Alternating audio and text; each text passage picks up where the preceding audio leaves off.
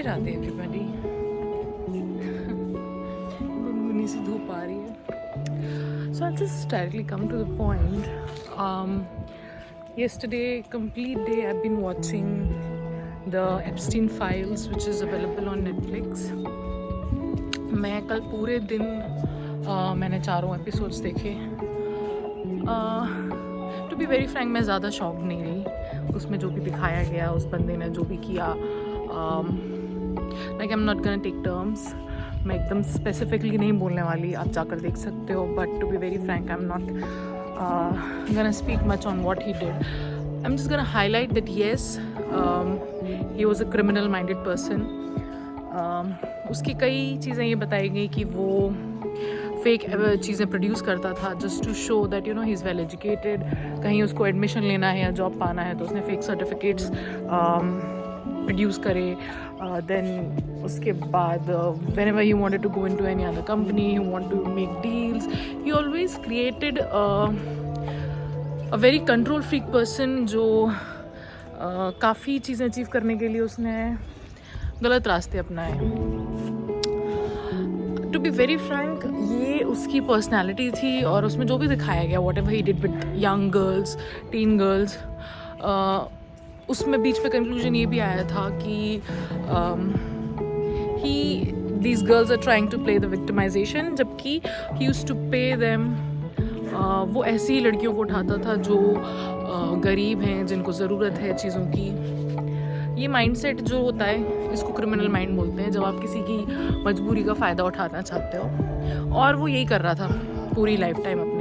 वो डील्स भी ऐसी करता था कि जैसे अगर वो बड़ी बड़ी पर्सनालिटीज़ या पॉलिटिशियंस को बुला रहा है अपने साथ तो वो ऐसे लोगों के साथ डील करता था, उनके रिकॉर्ड्स ऐसे क्रिएट करता था जिसमें आगे जाके कहीं ना कहीं वो ब्लैकमेल कर सके उनको। And then he used to make you know deals in favour of him. He was very rich.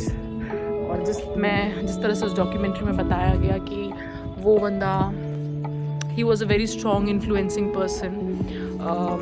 मैं तो ये बोलूँगी इन्फ्लुएंसिंग तो छोड़ो, आप किसी को पैसों से ख़रीद रहे हो या किसी के अगेंस्ट आप एविडेंसेस क्रिएट कर रहे हो और फिर बोलो कि आप उस एविडेंस बेसिस पे सामने वाले को ब्लैकमेल करो और वो आपका काम कर दे, ये कोई स्ट्रॉन्ग पर्सनैलिटी नहीं होती। This is completely criminal minded person. ठीक है, I am just coming to the topic, not wasting too much time. उसने जो भी उन लड़कियों के साथ किया, अपने यहाँ पर जब एप्स्टीन फाइल्स खुली and people were like oh Jeffrey Epstein, बाप रे ये बंदे ने क्या क्या किया, इतना गंदा काम लड़कियों के साथ। ये वो यार, इंडिया में हर दूसरे शहर में ये चीज़ अपनी लड़कियों के साथ हो रही है, right? Okay, cut short to today. Sorry guys, I was actually कल मैं शाम को टहल रही थी छत पे और मेरी मम्मा आ गई। And then I thought that you know it's not good to talk about Epstein files in front of her. Okay, तो let's continue। कल हम जहाँ पर रुके थे, I was talking about Jeffrey Epstein yesterday। और I think जिन लोगों का भी इंटरेस्ट होगा इस चीज़ में, प्लीज़ आप मुझे बताओ कि what is your opinion on this। I was talking how Jeffrey Epstein, that guy, was doing prostitution of young girls। छोटी छोटी लड़कियों का, बहुत अल्ट्रा रिच पीपल होते हैं बाहर के लोग। पहली चीज़, बाहर के लोगों का माइंडसेट क्या होता है, उन लोगों के पास पैसा आता है। अगर आपके पास, ये मैंने अपने धर्म से सीखा है टू बी वेरी फ्रैंक, कि अगर आपके पास कोई किसी चीज़ का भय या कोई चीज़ का गाइडेंस नहीं होता, जैसे हमारे सनातन धर्म में अगर धर्म को फॉलो नहीं करते, जैसे इंडियंस भी जो हिंदूज़ हैं, कई सारे लोग हैं जो आज भी धर्म की सही डेफिनेशन नहीं जानते, धर्म को समझते नहीं हैं। अगर आपके पास एक मॉरल एथिकल स्टैंडर्ड्स या डिसिप्लिन नहीं है लाइफ में, तो फिर आप कुछ भी करोगे आपको ऐसा लगेगा कि आप दुनिया के राजा हो, आप हर चीज़ कंट्रोल करने की कोशिश करते हो। और कहीं ना कहीं if your luck is in favour, for example if your past deeds are really good, तो आपकी चीज़ें होती भी जाती है और आपको ऐसा लगता है कि यार हम ही सब कुछ कर रहे हैं। वो आई थिंक एक छोटा सा मिथ होता है इंसान के माइंड में। So coming back to Jeffrey Epstein, वो बंदा अल्ट्रा रिच पर्सन था। मतलब आप एक चीज़ देखो, before the prostitution thing also what he did is, how ever उसने जहाँ भी अपनी जॉब्स एक्वायर करी हैं, जहाँ भी उसने लोगों को फ्रॉड करके उसने आगे बढ़ाया, वो जिस यूनिवर्सिटी से पास आउट था वहाँ उसने कंप्लीट भी नहीं किया था। और उसने जॉब में जब अप्लाई किया तो उसने उस यूनिवर्सिटी का सर्टिफिकेट लगा के दिया कि यार I have completed my graduation from this university. बाद में जब इसकी पूरी इन्वेस्टिगेशन हुई तो पता चला कि he never passed from that university. और भी ऐसी चीज़ें जैसे वो कंपनीज में बढ़ता गया, वो इन्वेस्टर्स क्लाइंट्स लाता था, वो हर जगह फ्रॉड ही करता था। मतलब इट्स लाइक क्या होता है ना कि उसके पास एक बहुत अच्छा स्किल था of how to convince people. ये एक बहुत अच्छा स्किल है नॉर्मल लाइफ ऑल्सो। अगर आपको लोगों से बात करना आती है, अगर आपको लोगों को कन्विंस करना आता है, अगर आपको आता है कि how people understand how to make them trust on you, तो मुझे लगता है ये आप दुनिया में कुछ भी कर सकते हो।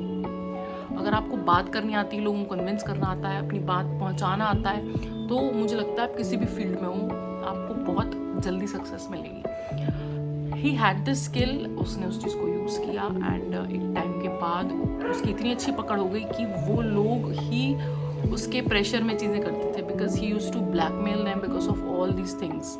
उसने जो ये प्रोस्टिट्यूशन का करा था स्टार्ट, एक तरह से वो लोगों को इसमें ट्रैप करते जा रहा था and then he used people, he used his power, he used his money. जब उसका लॉकर खोला गया था, means after he was in jail and he died and everything, उसमें fake diamonds, fake passports, various fake passports, उसकी पूरी life ही एक झूठ थी। तो कोई बहुत, अगर कोई सोचे कि अरे यार जेफरी एप्स्टीन क्या बंदा है, कोई नहीं, ही was a cheater, fraud person.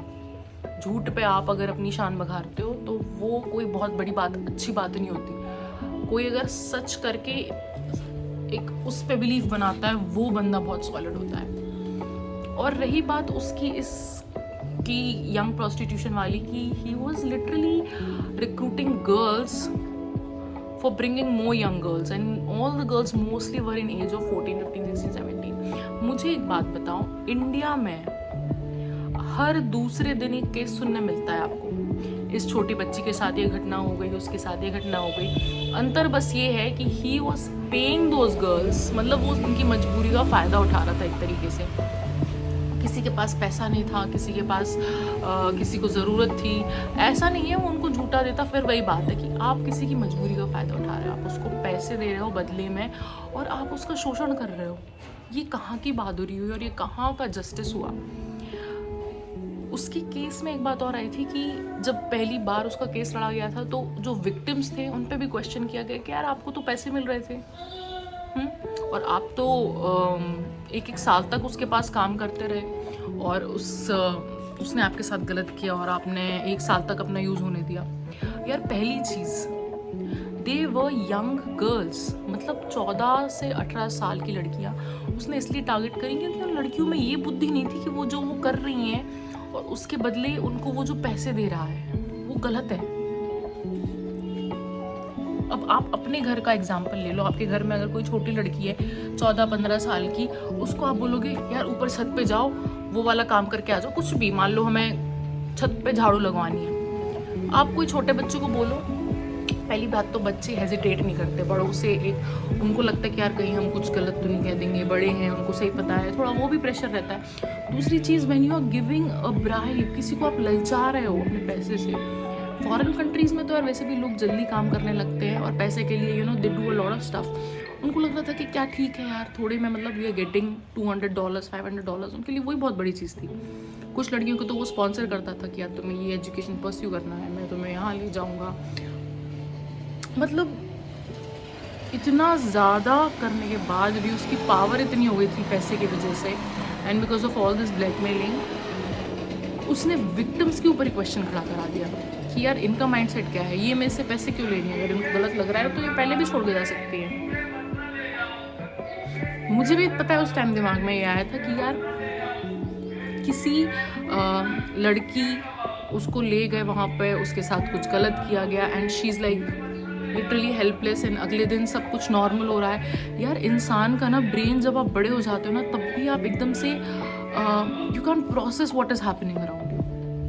और उन लड़कियों को ना, छोटी छोटी बच्चियों को एकदम से सिचुएशन में डाल दिया। And what use to do is use to carry them to different islands जहाँ पे आसपास आपको भागने की कोई स्थिति नहीं, एंड देन सडनली आपको कोई सिचुएशन में डाल दिया और फिर अगले दिन all the people around are behaving as if nothing is wrong। यार कोई भी छोटी बच्ची सोचेगी कि यार क्या मैं गलत सोच रही हूँ, ये होता है क्रिमिनल माइंडसेट कि आप अपनी सिचुएशन को सही प्रूफ करने के लिए सामने वाले के माइंड में थॉट्स डाल दो कि वो अपनी आइडेंटिटी पे क्वेश्चन करने लगे कि यार क्या गलत चीज़ को मैं ही गलत मान रही हूँ, आसपास वाले नहीं मान रहे। मेरा सेकंड पॉइंट ये है कि यार ये चीज़ इंडिया में, मतलब मैं बहुत बिल्कुल शॉक नहीं हुई थी टू बी वेरी फ्रैंक। कई लोग कर रहे थे Jeffrey Epstein scandal this that, ये वो, उसकी फाइल्स खुली हैं, इनके नाम। यार मैं सच बताऊँ, ये तो बड़े बड़े लोग हैं, ठीक है, इनके पास बहुत पैसा है और because they are just not having any, उनका कोई क्या बोलना चाहिए, कैरेक्टर नहीं है, तो they think that they are the king of the world and they are doing anything. But I will say one thing, India में अमीर तो छोड़ो, गरीब लड़के जो गरीब लोग हैं वो भी लड़कियों के साथ क्या कुछ कर सकते हैं। और हमारे आज भी एक अच्छा कानून नहीं है इस चीज़ को लेके कि किसी के साथ अगर दुर्व्यवहार हो, किसी लड़की के साथ अगर कुछ दुराचार किया जाए तो उसके प्रति कोई भी, मतलब एक ऐसा स्पेसिफिक कानून नहीं है कि यार कोई लड़ पाए। कितनी लड़कियां आज इन सब चीज़ों की शिकार हो रही हैं। एंड उसके साथ साथ जो अमीर लोग हैं उनके डेटा की तो बात ही मत करो। ये तो चलो एक फॉरेनर बंदा था और उसका कुछ केस खुला and whatever happened because so many political people were involved. उसके साथ कोई किंग भी था जो इंग्लैंड का, वो भी इन्वॉल्व था। आई विटनेसेस थे लेकिन फिर भी कुछ नहीं हो पाया एंड अल्टीमेटली जेफरी एप्स्टीन को जेल में ही, कहने को it was a suicide but I also believe that someone might have murdered him, क्योंकि उसके पास बहुत से राज थे उन लोगों के जिन लोगों ने उसके साथ एक सारे गंदे कर्मों में उसकी हेल्प कराई। इंडिया में भी बहुत कुछ हो रहा है ऐसा। जेफरी एप्स्टीन तो चलो अल्ट्रा रिच बंदा था, तुम यहाँ के गाँव के लड़कों को देख लो, लड़कियाँ चल नहीं पाती हैं रोड पे, आज की भी कंडीशन में बता रही हूँ। और उसके बाद भी यहाँ पर तो गवर्नमेंट क्वेश्चन कर रही थी विक्टिम्स को, उस लड़की के घर वाले ही उसको बोलते हैं कि अरे इनकी चाल चलन ठीक नहीं थे, इनको क्या ज़रूरत थी यहाँ जाने की, इनको क्या ज़रूरत थी ये करने की, कपड़े पे आने लगते हैं। मतलब यार कोई छोटी बच्ची क्या कपड़े पहनेगी। ये mindset Jeffrey Epstein and US का नहीं है, ये माइंडसेट हर जगह का है। एंड जब तक ये चीज़ें चेंज नहीं होंगी, जब तक स्ट्रॉन्ग रूल्स डिफाइन नहीं होंगे गर्ल्स के लिए, एंड जब तक हम खुद उस चीज़ की अकाउंटेबिलिटी नहीं लेंगे कि नहीं कुछ सोच गलत है तो है।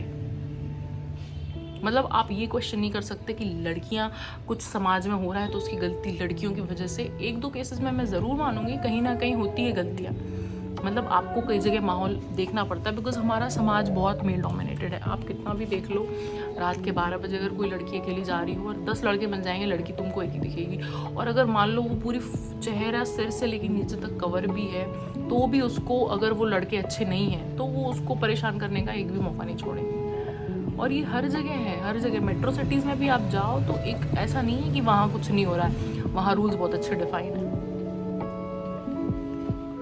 और इन सब चीज़ों की वजह से ही आज लड़कियां इंडिपेंडेंट बनने की कोशिश कर रही हैं। लाइक मी, मतलब मैं अच्छी लड़कियों की बात कर रही हूँ जो एक अच्छे वे से या तो किसी प्राइवेट सेक्टर में दे आर वर्किंग या तो they are doing businesses, because ultimately neither your family neither society, no one is there to stand for you. But अगर आप अपनी एक आइडेंटिटी अपने लिए सर्वाइवल बना सकते हो, अगर आप कमा कर इस दुनिया में अपना सर्वाइव करना, अपने लिए पैसा कमाना जानते हो, आप खुद के ऊपर खर्च कर रहे हो, तो ट्रस्ट में आपके ऊपर कोई हाथ नहीं उठाएगा। ये हमारा समाज ही ऐसे निर्मित है। और अगर तुम्हारा कैरेक्टर अच्छा भी है और मान के चलो तुम पे लोगों ने क्वेश्चन करे भी हैं, आपको सालों लग जाएंगे प्रूफ करने में। कई ऐसे केसेस हैं हमारी सोसाइटी में जहाँ मेल फीमेल दोनों, मतलब मैं भी फीमेल्स की बात करूँगी, where there are females who have been proven characterless and after a certain period of time लोग समझ गए कि नहीं यार, शी इज़ नॉट।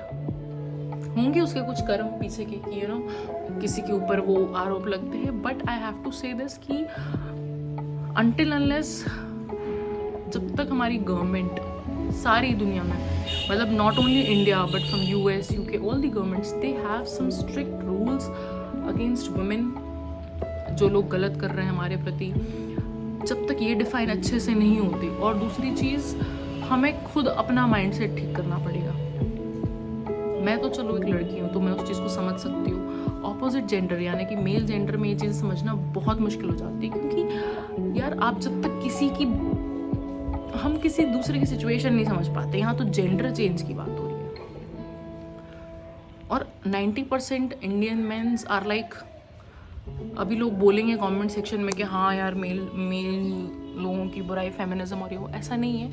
मैं एक जेन्युइन बात कर रही हूँ कि एक औरत की मेंटालिटी समझना आप इसलिए नहीं समझ पाते। पहली चीज़, आपका जो बेसिक डीएनए स्ट्रक्चर है भगवान ने वैसा नहीं बनाया। दूसरी चीज़, लड़के हमेशा ज़्यादातर बाहर रहना, जॉब करना, पैसे कमाना, इन चीज़ों में ध्यान देते हैं। उन्हें हमारी सोसाइटी शुरू से इन चीज़ों में पड़ी हुई है। अब चेंजेस आ रहे हैं कहीं ना कहीं, तो उसमें क्या हो रहा है ना कि लोग लड़कियों पे फिर वही बात आ रही है कि हाँ यार आजकल की लड़कियां तो बड़ी इंडिपेंडेंट हो रही हैं। वो यार किसी एक कोई डिपार्टमेंट को अगर आप प्रेस करते रहोगे कि यार दबाते रहोगे या नीचा करते रहोगे, तो यार कोई भी इंसान घुटन से they will have to stand for their rights. अब आज की तारीख में लड़कों के साथ चीज़ें होने लगी हैं तो सोसाइटी खड़ी हो गई कि हाँ यार ड्रम नीला ड्रम और ये वो सब दुनिया भर की बात है। और जब अभी भी लड़कियां कितनी दहेज के लिए जलाई जा रही हैं, मारी जा रही, काटी जा रही हैं। आज ही मैंने एक लड़की बोल रही थी कि यार एक पड़ोस में उसकी एक औरत थी, उसका पति उसको मारते ही रहता था। मतलब शी हैड 2 kids, सास रहती थी साथ में, and just because she was calling him urgently because घर में कुछ राशन ख़त्म हो गया था, and she was calling him multiple times. उसने फ़ोन नहीं उठाया और घर आके इस चिड़ में उसने मारा। और उसकी सास क्या बोलती है कि उसकी गलती है, why was she calling him so many times. I mean just think this. मतलब तुम गुलाम बनाना चाहते हो एक डिपार्टमेंट को और चाहते हो कि दूसरा डिपार्टमेंट एकदम ही बिल्कुल फ्री घूमे और फ्लरिश करता रहे, और ये बोल के कि अरे सोसाइटी ही ऐसी है। भगवान ने किसी के लिए दबने को नहीं बनाया, ना ही मेल को ना फीमेल को। तो Epstein files is not just Epstein files, it is about every girl in the world जो कि आज समाज में हो रहा है। इट्स सच्चाई। और पैसे और पावर की बात तो छोड़ो, इट्स अबाउट एक particular community. It's about like हम किसी की मजबूरियों का फायदा ना उठाए जस्ट बिकॉज एक पक्ष को भगवान ने फिजिकली वैसा बनाया है। आप किसी भी इंसान का, चाहे वो मेल हो चाहे फीमेल हो, उसका मिसयूज नहीं कर सकते जस्ट बिकॉज उसको ईश्वर ने वैसा बनाया है। यार भगवान ने पेड़, चींटी, अलग अलग कीड़े मकोड़े, शेर, सबको अलग अलग बनाया हुआ है। तुम उनकी रचना पे क्वेश्चन नहीं कर सकते कि यार शेर तो है। आप शेर के सामने जाओगे? क्यों नहीं जाओगे? क्या बोल के कि यार वो उसकी प्रवृत्ति ऐसी है, आप उसके सामने आओ, खाएगा ही खाएगा आपको।